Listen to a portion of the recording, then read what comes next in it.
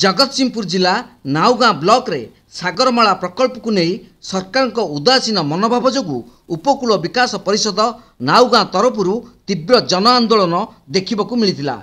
एने नाउगाँ ब्लॉक ओसकणा घाट निकट में शताधिक अंचलवासी आंदोलन करुवा देखा मिलता।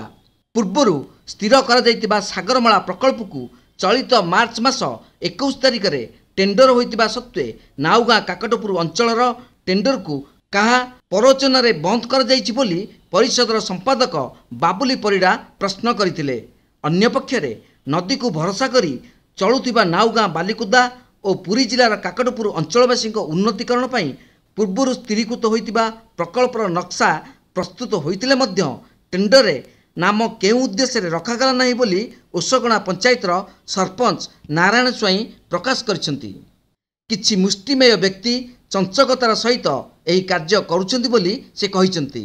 बापा अजा अमलरू अंचलवासी नाना असुविधार सम्मुखीन हेउछंती। सरकार उक्त प्रकल्प पई आम सह काहेकि पातर अंतर करुछंती बोली पाटसुंदरपुर पंचायतर समिति सभ्य मनोज कुमार नायक समेत अंचलवासी प्रश्न करछंती। आगामी दिन में सरकार तरफ उक्त प्रकल्प नाउगाँ ब्लॉक रे तुरंत करा गले आंदोलन तीव्रतर करा बोली उपकूल विकास परिषद तरफ सभापति सुभाष चंद्र विश्वाल, नगेंद्रनाथ स्वाई, समाजसेवी सुशांत कुमार मल्लिक, कैलाश चंद्र दलाई, प्रताप बेहुरा, प्रकाश कुमार नायक, दुष्मत कुमार जेना, राजकिशोर स्वाई, विजय बेहेरा, अजय स्वाई समेत शताधिक अंचलवासी चेतावनी देइछंती।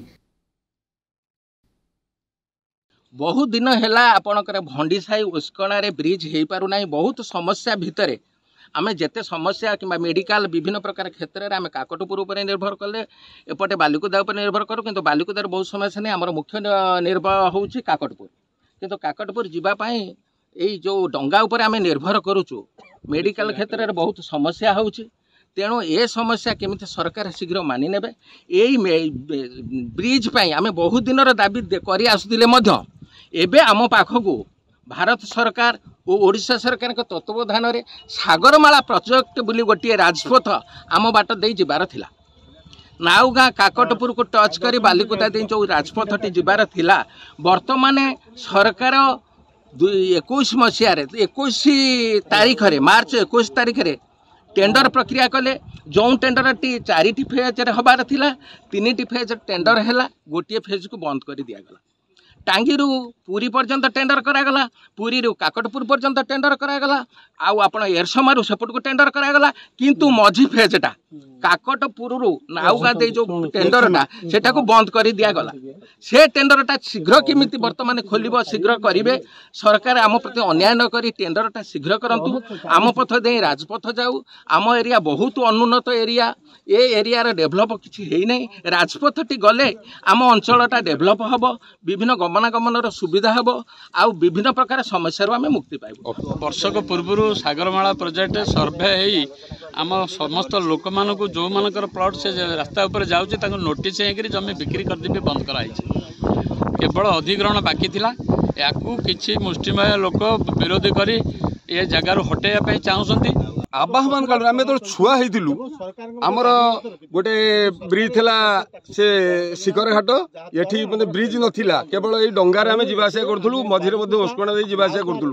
दयनीय अवस्था केते थर आमे मध्ये जीवा आसिया कला बेले आमे बहुत दुख दुर्दशा भोगिचु। आमर मंगलांग मंदिर काकटपुर रे सब लोक जीवा आसिया करंती। एठी चाहूचु आमर एई माने जो भंडीसाई घाट रे गोटे ब्रिज हवा दरकार। सरकार पात्र अंतर कला बेले अपन अनुभव सरकार पूरा पातर अंतर कला भाई आम जापरु कारण आमर जो आमर जो सागरमेला है आमर जो ब्रिज ये हाँपाई गोटे रास्ता हाँपाई गोटे चलला पूरा अस्तरंग साइड की किंतु आमर 3टा पर्याय टेंडर है आमर ये बाट आमर कौन बुला साढ़े जाइए आमर बहुत नाही नथिबार असुविधार आम सम्मुखीन हो डंगार आम बापा जा 14 पुरुष पारी होचु। आमर दीर्घ दिन दाबी आम चीफ सेक्रेटरी की समस्त को लिखिकी देइथिलु ये ब्रिज पे।